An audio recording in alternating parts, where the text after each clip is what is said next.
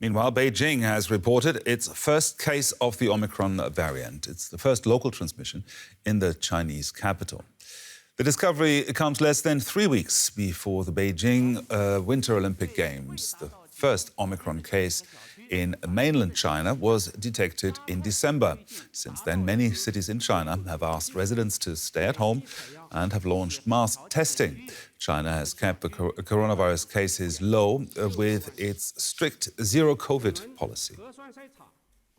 Now let's bring in our correspondent in Beijing, Fabian Kretschmer. Fabian, we've now seen the first case of the Omicron variant in Beijing. Tell us more about the current COVID-19 situation in the country. Yeah, I mean, not really much has changed since then. The recent numbers are 163 local infections that the health authorities registered. That is really low in international comparison, but compared for Chinese standards, compared with yesterday, it's significantly higher. The good news, however, is that there are no additional cases here in Beijing and also in Shanghai, both political and economic capitals here. And yeah, it's really not quite clear how the first Omicron case in Beijing got the virus because we know her travel history. She didn't leave the city. However, she visited a lot of restaurants, shopping malls. She took the subway, but it's really not clear how she got infected, and that's quite worrisome. So with the Winter Olympics just weeks away, how confident are the authorities in China's capability of overcoming these challenges? I would say still relatively confident. I mean, here in Beijing, even on the weekend when the first case was detected, all the bars are still open, the pubs, even the nightclubs were open. And the only noticeable change is actually that the queues in front of the testing stations are much longer. However, so far, all the tests came back negative. And what Beijing did is they increased the travel restrictions. So, for example, now you don't only have to do a negative test before you enter the city, but also after arriving, you have to do one more test. It has to be negative. Otherwise, you are required to do a quarantine and isolation.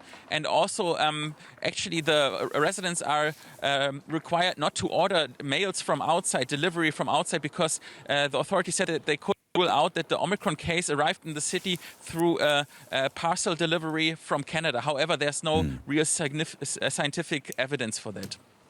Fabian, what kind of impact does this have on the Chinese economy right now?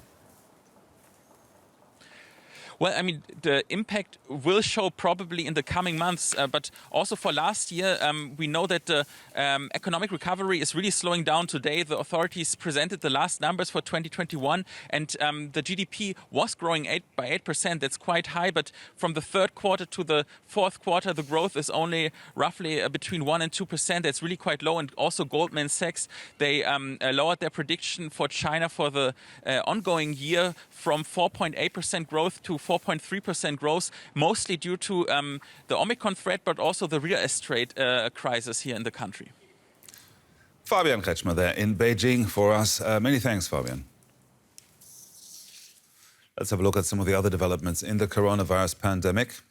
Japan hopes to curb a surge in infections by administering booster shots after 6 instead of the originally planned 8 months.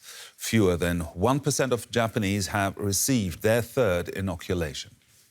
France has barred people not vaccinated against COVID-19 from much of public life. The government wants to provide further incentives for people to be inoculated as infection numbers are rising. And thousands of protesters have marched through Amsterdam against COVID-19 regulations and vaccination campaigns, despite the government loosening some restrictions in response to public opposition.